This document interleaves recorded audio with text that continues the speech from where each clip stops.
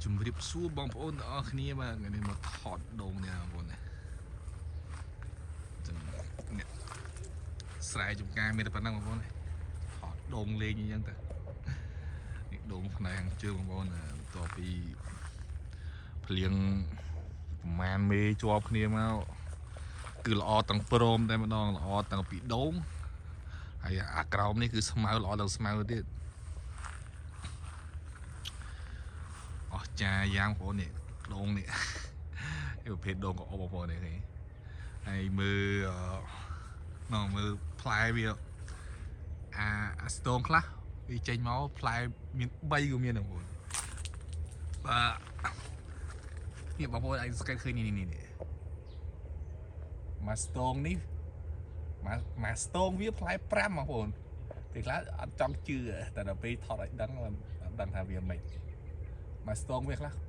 5វាចេញតាមអាស្ទងនេះអស់ទោះតែនឹងកាន់ដឹងនេះអានោះក៏យ៉ាងដែរទុយនោះមកស្ទង4 5ក៏មានដែរអែមមកបានកាន់អស់ទោះហើយ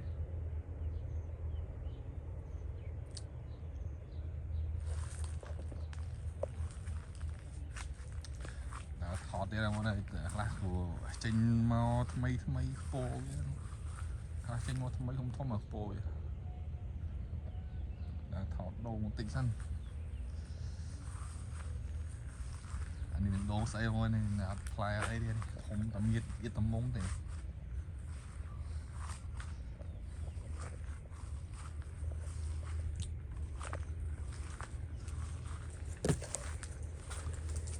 ផ្លែគ្រាន់បានបងនេះ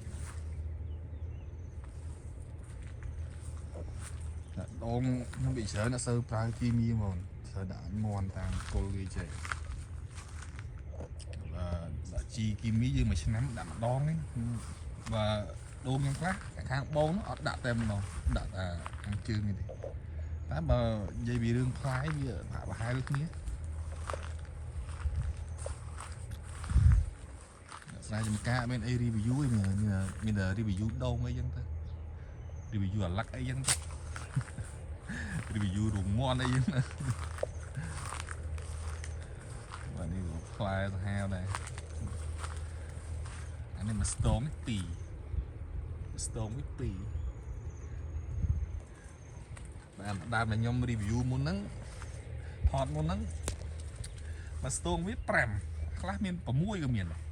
តែនឹងវាកាន់មិនដឹងទេតែបានភ្លៀង1មេ2មេហើយជាប្រហែលថ្ងៃមុនមកវាចាប់ដើមវាស្លឹកវាចង់ខៀវជាងមុន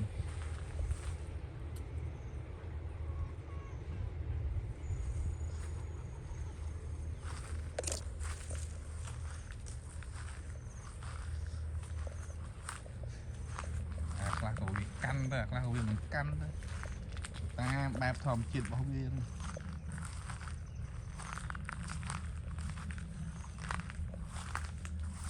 ចាំផ្លេកតែម្ដង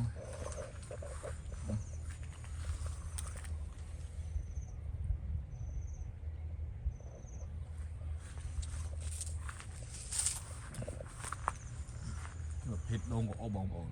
តែខ្លះក៏វាក៏អូបហ្នឹងតែខ្លះក៏វាមិនសូវអូបហ្នឹងតែខ្លះក៏អត់ហ្នឹងតែអាភិកច្រើនគឺក៏អូបវាមានអាខ្លែងខ្លាយខ្លះអីហ្នឹង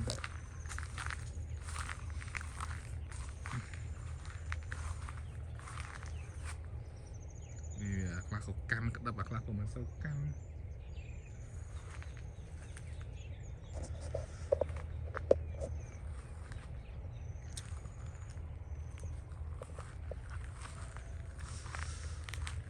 អូខេបាយបងប្អូនទាំងអស់គ្នា